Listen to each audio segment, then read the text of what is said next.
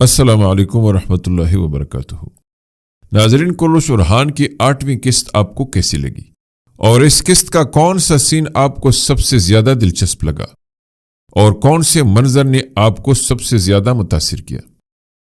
اور آپ اس قسط کو 10 میں سے کتنے نمبر دیں گے؟ کمنٹس میں ضرور بتائیں تاکہ پتہ چلے کہ آپ کتنی دلچسپی سے یہ سیریز دیکھ رہے ہیں۔ ناظرین، اس قسط کا آغاز ہی ہمیں یہ احساس دلاتا ہے کہ اب کہانی میں تلواروں کی جنگ کے ساتھ ساتھ ذہنوں، فریب، سیاست اور ایمان کے بیچ ایک خوفناک ٹکراؤ شروع ہو چکا ہے۔ قسط کے آغاز میں ہیکٹر کا آرموڈیس قلعے سے غائب ہو جانا اس بات کا ثبوت ہے کہ یہ دشمن ہماری توقع سے بھی زیادہ خطرناک ہے، اور اب یہ سامنے سے وار کرنے کے بجائے اندھیرے میں زہر گول رہا ہے۔ ارحان بے کی قیادت، اس کا فوری رد عمل اور اپنے ساتھیوں پر اعتماد سے ثابت ہے کہ وہ ایک عظیم جنگجو ہونے کے ساتھ ساتھ ایک مکمل حکمت عملی رکھنے والا سردار بن چکا ہے۔ اب ارحان بے کے سامنے کڑا اخلاقی امتحان ہمیں یہ دکھاتا ہے کہ اب ارحان بے کے فیصلے صرف ترکوں پر ہی نہیں بلکہ پورے خطے کے مستقبل پر اثر ڈالنے والے ہیں۔ ناظرین، ساروس کا کردار انتہائی مشکوک ہو چکا ہے کیونکہ وہ حقیقت میں ہیکٹر کی شطرنج کا ایک زہریلا مہرہ بن گیا ہے۔ شہزادی اسپورچا کا قلعے پر حملہ آور انداز میں آنا، اس کی زبان کی تلخی اور غرور ہمیں بازنطینی سیاست کا اصل چہرہ دکھاتا ہے، جہاں بعض دفعہ باپ بیٹی کا رشتہ بھی اقتدار کے سامنے کمزور پڑ جاتا ہے۔ قلعے کے اوپر ترک پرچم دیکھ کر اس کا غصہ دراصل اس بات کا غصہ ہے کہ اب طاقت کا توازن بدل رہا ہے۔ دوسری طرف فاطمہ خاتون اور فلاویوس کا جنگل میں سامنا، ان کا ایک دوسرے کے لیے بے ساختہ کھڑا ہونا اور فلاویوس کے دل کی وہ اعترافی گفتگو اس قسط کا سب سے حساس اور خطرناک پہلو ہے، کیونکہ یہی محبت آنے والے وقت میں سب سے بڑی آزمائش بننے والی ہے۔ فاطمہ خاتون کا تذبذب، اس کی خاموشی اور آنکھوں میں آنسو ہمیں بتاتے ہیں کہ وہ ایک بہادر جنگجو ہونے کے ساتھ ساتھ ایک عام لڑکی کی طرح دل رکھنے والی بھی ہے، اس لیے اس کی یہ محبت اسے بہت کمزور بھی بنا سکتا ہے۔ یگت بے کا زخمی ہونا، فاطمہ خاتون کا قیادت سنبھالنا اور دشمن کے خطوط سے سچ تک پہنچنا اس بات کی دلیل ہے کہ ارحان بے کی بہن محض ایک کردار نہیں بلکہ آنے والی فتنوں کے خلاف ایک مضبوط ستون بننے جا رہی ہے۔ اس قسط کا درمیانی حصہ دراصل سازشوں کی اصل تصویر سامنے لاتا ہے، جہاں ایک طرف ہیکٹر شاہنشاہ اندرونیکوس کو بیعت پر مجبور کرنے کی کوشش کرتا ہے اور دوسری طرف کائی قبیلے کے اندر گھریلو تنازعات آگ کی طرح پھیلنے لگتے ہیں۔ ملعون خاتون کا سخت رویہ، فاطمہ خاتون کی محبت پر پابندی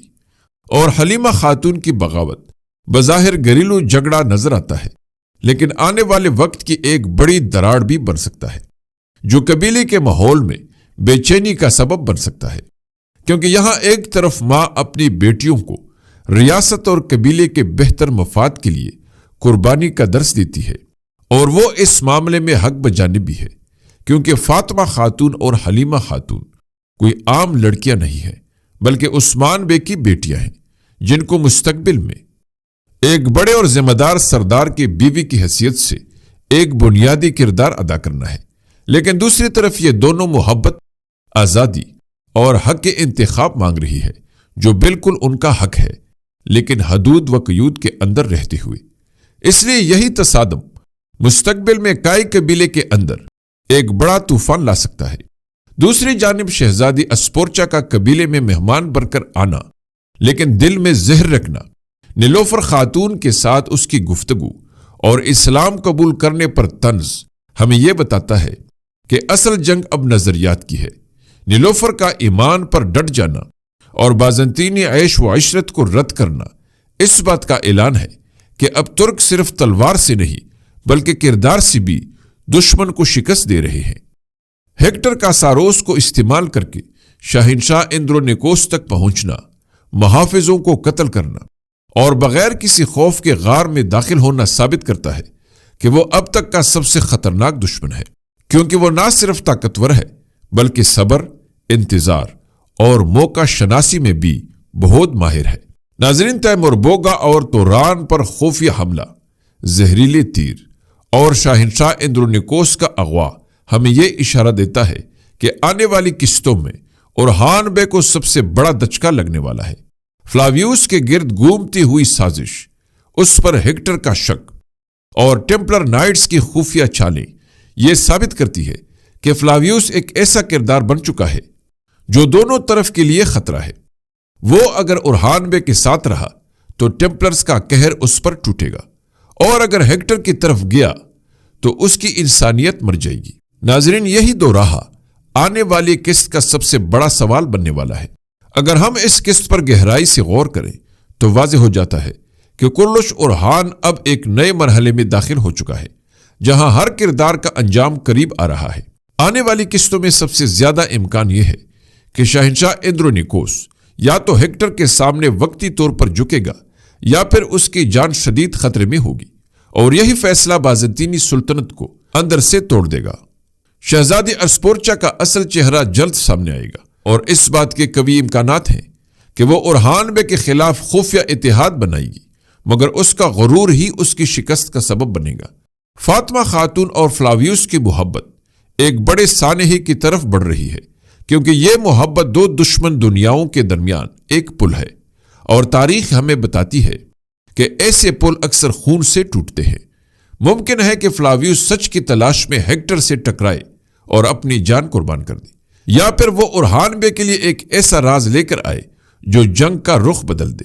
ملعون خاتون کا سخت رویہ قبیلے میں بغاوت کی بنیاد رکھ رہا ہے، اور بہت ممکن ہے کہ حلیمہ خاتون مستقبل میں اپنی ماں کے خلاف کڑی ہو جائے۔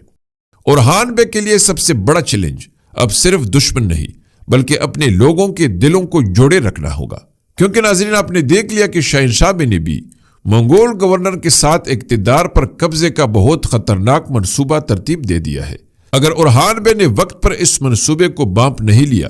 تو شہنشاہ عثمانی ریاست کے لیے بیرونی دشمنوں سے بھی بہت بڑا اور جان لیوا خطرہ بن جائے گا،